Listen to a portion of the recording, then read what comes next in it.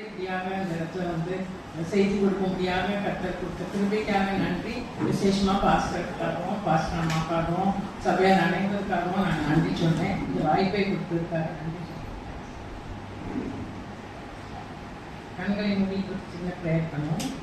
அதே நேற்று அந்த நல்ல நாளுக்காக ஸ்தோத்திரம். இந்த நாள் கூடப்பா நீங்கள் எங்களோட இடைப்படுங்க, எங்களோட பேசுங்க. இந்த வார்த்தைகள் அப்பா எங்களுக்கு பிரயோஜனமாக உபயோகிச்சுங்க. எல்லா புதியும் கனமும் மகிமையும் உமக்கே செலுத்துகிறோம். இயேசுவின் ஜெபம் கேட்கும்.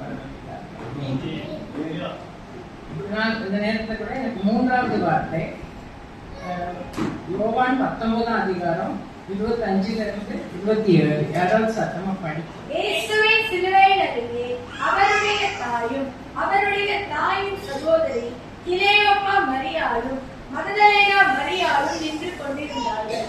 அப்பொழுது இயேசு தம்முடைய தாயையும் அருகே நின்ற தமக்கு அன்பாயிருந்த சீஷரையும் கண்டு தம்முடைய தாயை நோக்கி, ஸ்திரீயே, அதோ உன் மகன் என்றார். பின்பு அந்த சீஷனை நோக்கி, அதோ உன் தாய் என்றார். அந்நேரம் முதல் அந்த சீஷர் அவளை தன்னிடமாய் ஏற்றுக்கொண்டார். அதன் பின்பு எல்லாம் முடிந்தது என்று இயேசு அறிந்து தேவ வாக்கியம் நிறைவேறத்தக்கதாக தாகமாயிருக்கிறேன் என்றார். இந்த இடத்துல நம்ம என்ன பார்க்கணும்னா, ஒரு கூட்ட ஜனங்கள் இயேசுவின் சிலுவையில் அருகே நிற்கிறாங்க. அதுல நிறைய பெண்களும் சேர்ந்து நிற்கிறாங்க அப்படின்னு சொல்லி நம்ம பார்க்கிறோம். அப்படி பார்க்கும்போது அந்த பெண்கள் மத்தியில அவருடைய தாயும் நிற்கிறாங்க, மரியாளும் நிற்கிறாங்க. இங்க இந்த தாய்க்கு இந்த இடத்துல ஒரு உறவை நாம் காண்கிறோம். ஒரு தாயும் ஒரு மகனும் இல்லையா? அப்பா ஒரு மகன் சிலுவையில இருக்கும்போது அந்த தாய்க்கு எவ்வளவு ஒரு கவலை இருந்திருக்கும், எவ்வளவு கண்ணீர், எவ்வளவு வேதனை இருந்திருக்கும். ஆனா அந்த வேதனை மத்தியிலையும் இயேசு ஒரு பொறுப்புள்ள ஒரு மகனா இருக்கிறாரு. அதை நம்ம பார்க்கணும். ஒரு பொறுப்பா என்ன செய்யறாரு, அந்த தாய்க்கு இவர்தான் மகன் சொல்லி யோவான காமிக்கிறாரு.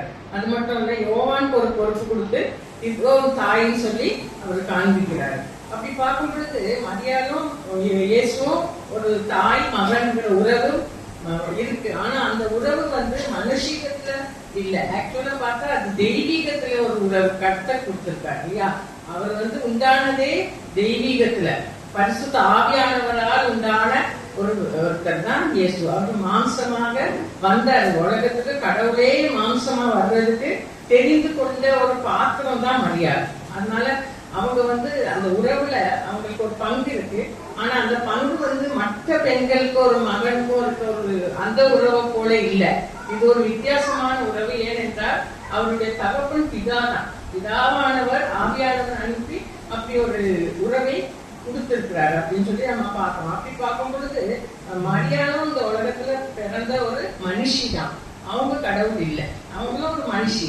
ஆனா கர்த்தர் தேவன் மரியாதை என்ன செய்திருக்காரு, ஒரு பாத்திரமாக, ஒரு நல்ல பெண்மணியாக அவரை தெரிந்து கொண்டிருக்காங்க. அவர் உலகத்துக்கு வர்றதுக்கு, மனுஷனா வர்றதுக்கு ஒரு மனிதர் வேணும். அதுக்காக மனுஷியாக அவரை தெரிந்து கொண்ட ஒரு பாத்திரமாக தான் கன்னிமரியா இருக்காங்க. அதனால ஒரு பரிசுத்தமான கன்னி பெண்ணை கர்த்தர் தெரிந்து கொண்டார், இதா தெரிந்து கொண்டார். அதனாலதான் இயேசுவானவர் ஒரு மாம்சமாக பிறக்கிறதுக்காக மரியாதை தெரிஞ்சிருக்காங்க. அப்படி பார்க்கும்போது யோவான் 1ஆம் அதிகாரத்துல 1ஆம் வசனம், ஆதியிலே வார்த்தை இருந்தது, அந்த வார்த்தை தேவனிடத்தில் இருந்தது, அந்த வார்த்தை தேவனாய் இருந்தது. ஆதியிலே வார்த்தை இருந்தது, அந்த வார்த்தை தேவனிடத்தில் இருந்தது அப்படின்னு சொல்லி பார்க்கும்போது அந்த வார்த்தை தான் இயேசு. அந்த வார்த்தை தான் இயேசு. அந்த உலகம் உண்டாகும்போது நிறைய பார்த்தா வேற மாதிரி நிறைய சொல்றேன், ஷார்ட்டா சொல்றேன். எப்படின்னா, பிதா குமாரன் பரிசுத்தாவியை நம்ம விசுவாசிக்கிறோம். பிதா தான் உலகத்தை உண்டாக்குறாரு. ஆனா பிதா எப்படி உண்டாக்குற, வார்த்தையின் மூலமா தான் உண்டாக்குறாரு. இந்த இது உண்டாக கடவுது அப்படி சொல்லும் போதெல்லாம் அந்த வார்த்தையை சொல்ற நேரத்துல அது உண்டாகுது. அப்ப அந்த வார்த்தை தான் இயேசு. அப்ப அங்க பிதா இருக்காரு, வார்த்தையாக இயேசு இருக்காரு, பரிசுத்த ஆவியானவர் ஜலத்தின் மேல் அசைவாடி கொண்டிருந்தார்னு இருக்கு வசனம்.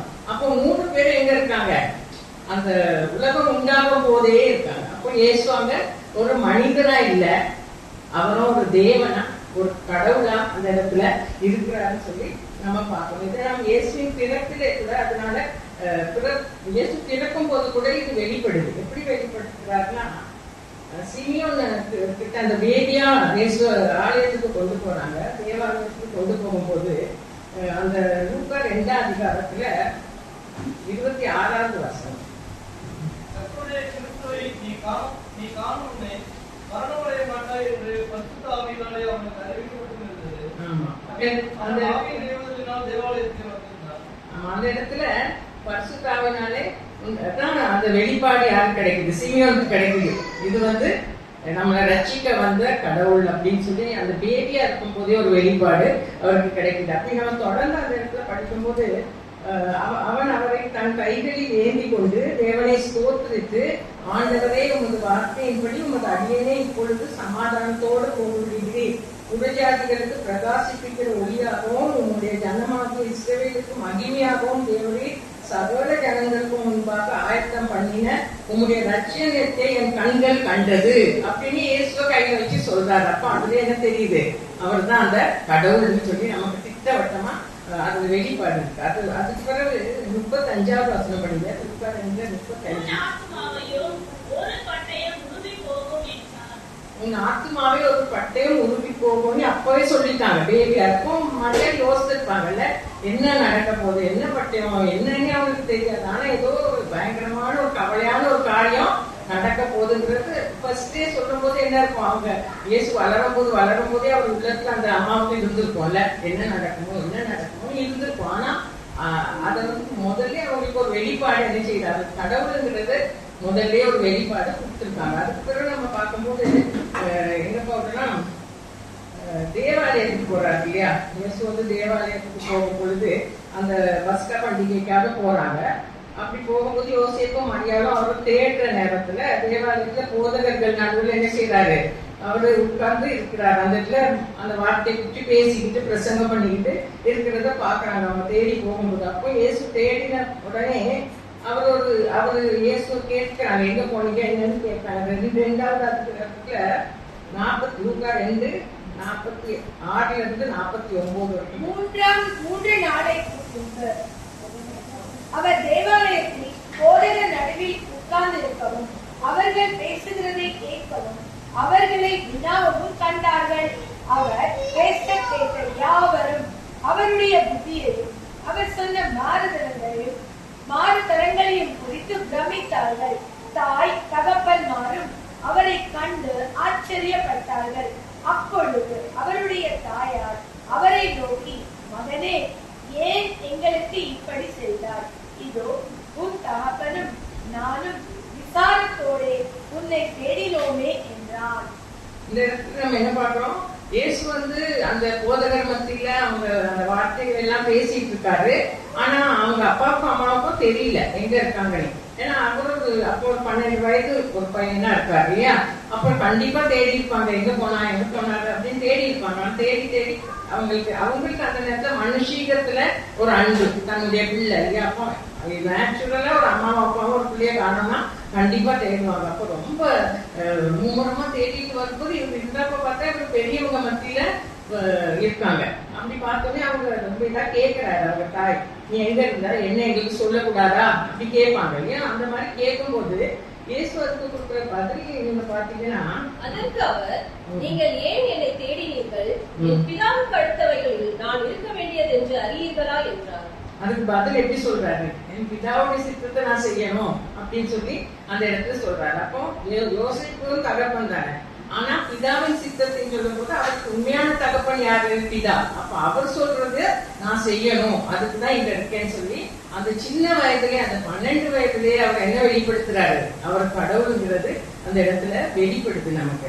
அடுத்தபடியாக பார்க்கும்போது 51வது வசனம் அதே அதிகாரத்துல அவர்களுடனே கூட போய் நாசரேத்தூரில் சேர்ந்து அவர்களுக்கு கீழ்ப்படைந்திருந்தார். அவருடைய தாயார் இந்த சங்கதியெல்லாம் தன் இருதயத்திலே வைத்துக் கொண்டார். இந்த சங்கதிகள், இந்த காரியங்கள் எல்லாம் மரியாதை என்ன செய்யறாங்க? மனசுல வச்சுட்டே இருக்காங்க. என்ன இப்படி பேசுறாரு, இப்படி சொல்றாரு சொல்லி அவர் கண்டிப்பா அவங்க மனசுல அந்த எண்ணங்கள் வந்துகிட்டு தான் இருந்திருக்கும். அப்ப அவங்க யோசிச்சுட்டே இருக்காங்க, ஏன் இப்படி நடக்குது அப்படின்னு அவங்க அந்த நேரத்துல நினைச்சிட்டு இருக்காங்க. அப்ப அந்த இடத்துல அவர் கடவுளுங்கிறத என்ன செய்யறாரு? வெளிப்படுத்திட்டாரு. அடுத்த அப்ப 2வது நேரத்துல பாக்குறோம்னா, ஆனா ஒரு கல்யாண வீட்டுல நம்ம பாக்குறோம். அந்த கல்யாண வீட்டுல எல்லாருக்கும் தெரிஞ்ச கதை தான். கல்யாண வீட்டுக்கு போன இடத்துல திராட்சை ரசம் குறைப்படுது. அப்போ மரியாள் வந்து என்ன செய்யறாங்க, யார்கிட்ட சொல்றாங்கன்னா இயேசுகிட்ட தான் சொல்றாங்க இல்லையா, திராட்சை ரசம் இல்ல அப்படின்னு சொல்றாங்க.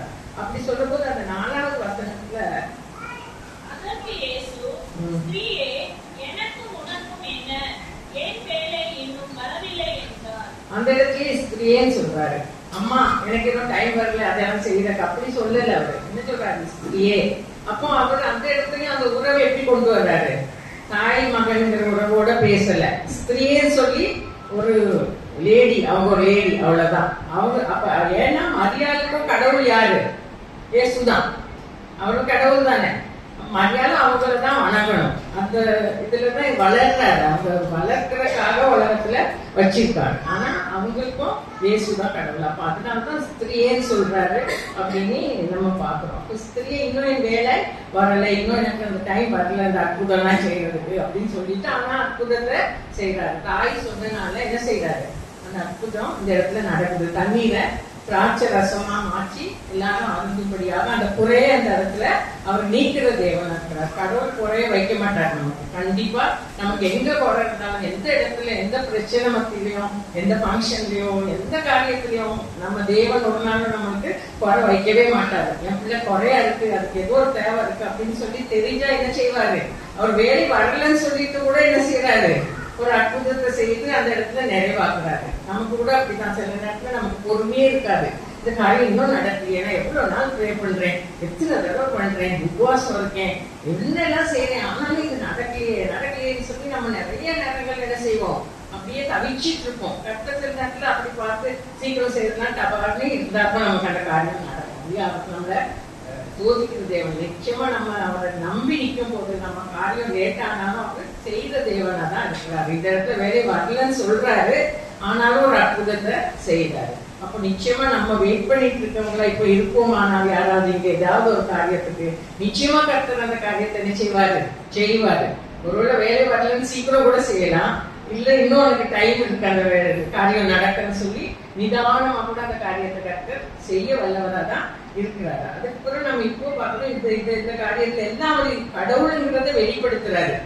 வளர்ந்த 30 வருஷத்துலயும் அவர் கடவுள் வெளிப்படுத்திட்டே இருக்காரு. இப்போ வந்து கிராஸ்ல, இப்போ வந்து சிலுவையிலே என்ன செய்யறாரு, அவர் கடவுளுங்கிறத தான் வெளிப்படுத்துறாரு. இப்போ மார்க் 3ஆம் அதிகாரத்துல கடவுளுங்கிற சிலுவையில எப்படி வெளிப்படுத்துறாருன்னா, அவர் அந்த இடத்துல ஸ்திரீன்னு தான் சொல்றாரு. நம்ம என்ன பார்க்கிறோம், அந்த சீஷனை நோக்கி, இந்த தாயை நோக்கி எப்படி சொல்றாரு சிலுவையில, ஸ்திரியே அதோன் மகன் அப்படின்னு சொல்றாரு. அப்போ இங்கேயும் அம்மா அதான் அவன் தான் இவன் உங்களுக்கு பையன் அப்படி சொல்லல, ஸ்திரியே அதோன் மகன் அப்படிதான் சொல்றாரு இல்லையா. யோவானை பார்த்து என்ன சொல்றாரு, பின்பு அந்த சீஷனை நோக்கி அதோ உன் தாய் அப்படின்னு சொல்லி சொல்றாரு. அப்ப அந்த இடத்துல பொறுப்பை கொடுத்துட்டாரு. ஆனா அவர் பிதாவுடைய சித்தத்தை என்ன செய்ய வேண்டியது இருக்கு, நிறைவேற்ற வேண்டியது இருக்கு. அதுக்காக அவர் சிலுவையில் இருக்காரு. ஆனா நம்ம இன்னொரு காரியம் என்ன பார்க்கணும்னா, மார்க் 3ஆம் அதிகாரத்துல 32ல இருந்து 35 வரைக்கும் படிக்கும். அவரை சுற்றிலும் காத்திருந்த ஜனங்கள் அவரை நோக்கி, இதோ உன்னுடைய தாயாரும் உன்னுடைய சகோதரரும் எங்கே நின்று உம்மை தேடுகிறார்கள் என்றார்கள். அவர்களுக்கு அவர் பிரதியுத்தரமாக, என் தாயார் யார், என் சகோதரர் யார் என்று சொல்லி நம்மை சூழ உட்கார்ந்திருக்கிறவர்களை சுற்றி பார்த்து, இதோ என் தாயும் என் சகோதரரும் இவர்களே, தேவனுடைய சித்தத்தின்படி செய்கிறவன் எவனோ அவனே எனக்கு சகோதரனும் எனக்கு சகோதரியும் எனக்கு தாயுமாய் இருக்கிறான் என்றார். இந்த இடத்துல நம்ம பார்க்கணும், எல்லாரும் வெளியே நிறைய பேர் சேர்ந்து உங்க சகோதரன் வந்திருக்காங்க, உங்க அம்மா வந்திருக்காங்க, உங்களை பார்க்க சொல்லி எல்லாம் ஆர்வமா சொல்றாங்க. ஆனா அவர் சொல்ற பதில் பாருங்க, தேவனுடைய சித்தத்தின்படி செய்கிறவன் எவனோ அவனே எனக்கு சகோதரனும் எனக்கு சகோதரியும் எனக்கு தாயுமாய் இருக்கிறான் என்றார். அப்போ தேவனுடைய சித்தத்தை செய்யற எல்லாரும் அவனுக்கு யாரு, சகோதர சகோதரிகள் தான், தாயும் தான் இல்லையா. அப்படியே அந்த வசனத்தை அவரே சொல்றாரு, அவர் வாயாலே சொல்றாரு, அவர் சித்தத்தை செய்யறவங்க தான் சகோதரனும் சகோதரியும். அப்ப நம்ம எல்லாரும் யாரு, இயேசுடைய சகோதர சகோதரிகள் தான் இல்லையா.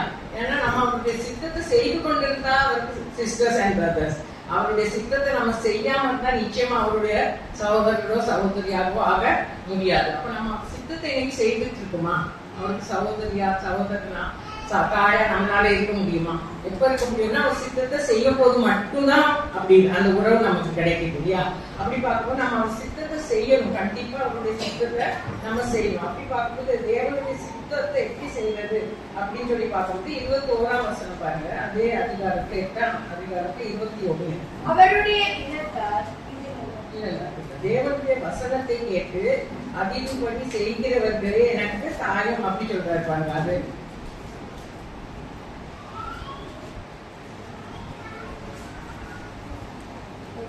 மார்க் 8:21.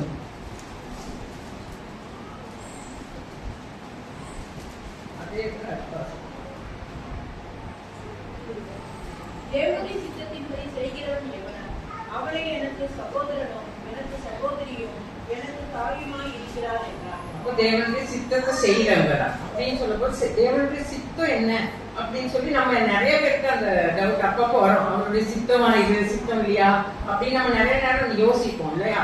அவருடைய சித்தம் இருக்குன்னா நிச்சயமா அதன் மூலமா என்ன ஆகும்னா யாருக்கோ ஒருத்தருக்கு நம்ம கர்த்தரை வெளிப்படுத்துவோம், இயேசுவை வெளிப்படுத்துவோம். வெளிப்படுத்துறது காரியங்கள் அவருடைய சித்தம். அது கர்த்தர் நாமம் மகிமைப்படாது, கர்த்தர் நாமம் தூஷிக்கப்படும், அதனால யாருக்கும் கர்த்தர் அறிய முடியாது அப்படின்னு அது கர்த்தர் சித்தமே கிடையாது. அதனால ஒரு தீமை நடக்குது, கர்த்தருடைய நாமம் தூஷிக்கப்படுதுன்னா அது கர்த்தர் சித்தமே கிடையாது. ஆனா நம்ம செய்யற அந்த காரியத்தின் நிமித்தமாக அவருடைய நாமம் மகிமைப்படுறதா இருந்தா நிச்சயமா அது கர்த்தருடைய சித்தம் சொல்லி நம்ம இதுல என்ன சொல்றாங்கன்னா வசனத்தை கேட்டு அதன்படி செய்கிறவர்களே எனக்கு தாய். அப்ப வசனத்தை கேட்கறது கர்த்தருடைய சித்தம், வசனத்தின்படி நடக்கிறது அவருடைய சித்தம். அதை செய்யறவங்க தான் அவருக்கு தாய். அப்ப அவருடைய சித்தத்துல கிளியரா இருக்கு. என்னது சித்தம்? வசனத்தை கேட்கறதும் வசனத்தின்படி நடக்கிறதும் தான் அவருடைய சித்தம். அது மட்டும் இல்லாம நம்ம மார்க் 16:15 படிக்கும்போது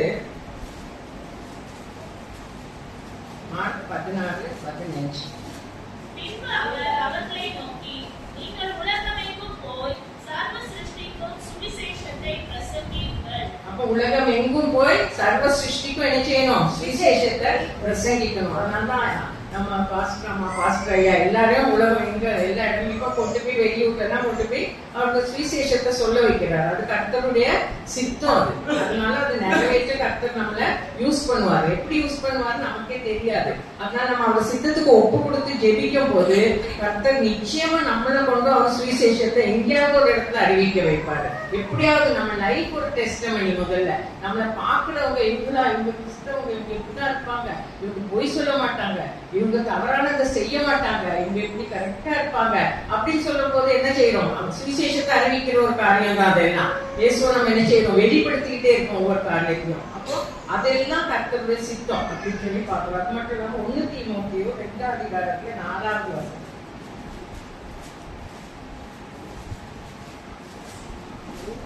எல்லா மனுஷரும் ரட்சிக்கப்படவும் சத்தியத்தை அறிகிற அறிவை அடையவும் அவர் சித்தமுள்ளவராய் இருக்கிறார். எல்லா மனுஷரும் ரட்சிக்கப்படுறதும் சத்தியத்தை அறிகிற அறிவை அடையதும் அவருடைய சித்தமா இருக்கிறது அப்படின்னு சொல்லி இருக்கு. அப்போ இதுல நம்ம இன்னைக்கு என்ன இந்த 3வது வார்த்தையில நமக்கு கர்த்தர் வெளிப்படுத்தி தர்றாருன்னா, என்னுடைய சகோதர சகோதரிகள் நீங்க தான், என்னை ஏற்றுக்கொண்டவங்க, என்னை கடவுள்னி நம்புறவங்க எல்லாம் அவருடைய சகோதர சகோதரிகள். அப்ப நம்ம இன்னைக்கு அவருக்காக என்ன செய்யலாம், என்ன தீர்மானம் இந்த குட் ஃப்ரைடே அன்னைக்கு எடுக்கலாம்னா, நான் உங்க சித்தத்தை செய்ய ரெடியா இருக்கேன். நீங்க உங்க சித்தத்தை எனக்கு வெளிப்படுத்தும் போது நான் செய்யறதுக்கு ரெடியா இருக்கேன். நான் உங்க சகோதரன் நான் சகோதரியா தாயா இருக்க விரும்புறேன். அதனால இந்த நாள்ல இந்த நேரத்துல நான் என்னை முழுமையா உங்ககிட்ட ஒப்பு கொடுக்குறேன். ஆவி ஆத்மா சரீரம் எல்லாத்தையும் ஒப்பு கொடுக்குறேன். முழு மனதோட உங்களை ஏற்றுக்கொண்டேன். நான் உங்க சித்தத்தை செய்ய என்னை யூஸ் பண்ணுங்க சப்பா, என்னை பலப்படுத்துங்க, பயன்படுத்துங்க. எங்க யூஸ் பண்ணணும் அங்க யூஸ் பண்ணுங்க. மெயினா என்னுடைய லைஃப் ஒரு டெஸ்டிமனி, ஒரு சாட்சியா இருக்கணும். மற்றவங்க பாக்குறவங்க என்னைய பார்த்து உங்களை அறிந்து கொள்ளணும். என்னைய பார்க்க போது இயேசு எனக்குள்ள இருக்காருங்கிறது மற்றவங்களுக்கு வெளிப்படணும். அவங்க சொல்லக்கூடாது இவங்களா ஒரு கிறிஸ்டியன் சொல்லிக்கிறாங்க, இவங்க செய்யறது இதுகள் எல்லாம் பாருங்க என்ன பேச்சு பேசுறாங்க அப்படி சொல்ற மாதிரி இல்லாதபடிக்கு நம்ம ஒரு சாட்சி உள்ள ஒரு வாழ்க்கை வாழ முடியாத கர்த்தர் நமக்கு நிச்சயமா உதவி செய்வார். ஒரு சின்ன பிரேயர் பண்ணிக்கலாம். பரமபிதாவே நீ கொடுத்தது அருமையான நாளுக்காக நன்றி அப்பா. இந்த நாள்ல கூட அப்பா உங்க சகோதரனாக சகோதரியாக தாயாக இருக்க நீர் எங்களுக்கு வெளிப்படுத்தி கொடுத்த தயவுக்காக ஸ்தோத்திரம் ஐயா. உங்க சித்தத்தை செய்ய எங்களை பயன்படுத்துங்கப்பா. இந்த நாள்ல கூட ஒரு ஒருவேளை நாங்க உங்களுக்கு பிரியமில்லாத காரியங்களை செய்து கொண்டிருந்தா நீங்க இந்த நாள்ல எல்லாவற்றையும் மன்னித்து மறந்து கர்த்தாவே இயேசப்பா எங்களை எடுத்து பயன்படுத்த தடையா இருக்கிற காரியங்கள் எல்லாம் எங்க வாழ்க்கையில இருந்து எடுத்துக்கொண்டு கர்த்தாவே நாங்க உங்க சித்தத்தை செய்து உங்க சகோதரிகளா மாற நீர் எங்களுக்கு உதவி செய்ய வேண்டும் என்று ஜெபிக்கிறோம். எல்லா துதியும் கனமும் மகிமையும் உமக்கே செலுத்துகிறோம். இயேசுவின் முடிஞ்சதும் கேளும் பரமபிதாவே. ஆமென்.